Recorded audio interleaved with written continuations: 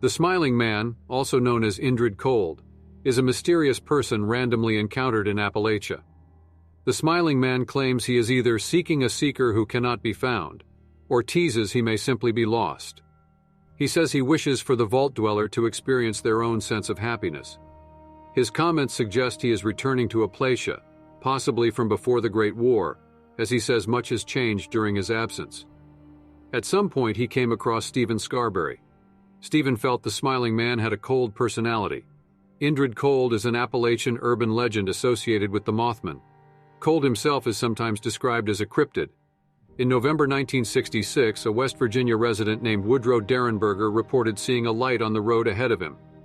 When he approached it, Woodrow met a man whose unnerving smile did not ever fade.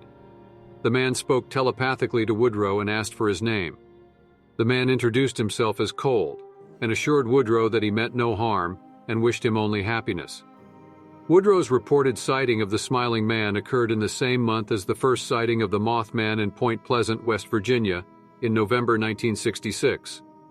Ufologist John A. Keel first connected the two in his 1970 book, Strange Creatures from Time and Space, which was later used as the basis for his 1975 book, The Mothman Prophecies, which was adapted into a 2002 film of the same name.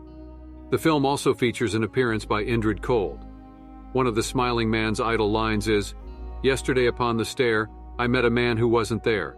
He wasn't there again today. Oh, how I wish he'd go away." This is a direct quote from the 1899 poem Antigonish by William Hughes Mearns. The poem is about a ghost in a haunted house. Another one of the smiling man's idle lines is, "Ah, but this is wondrous strange." This is a quote from William Shakespeare's Hamlet, Act 1, Scene 5, in which the eponymous main character says, "Oh, day and night, but this is wondrous strange."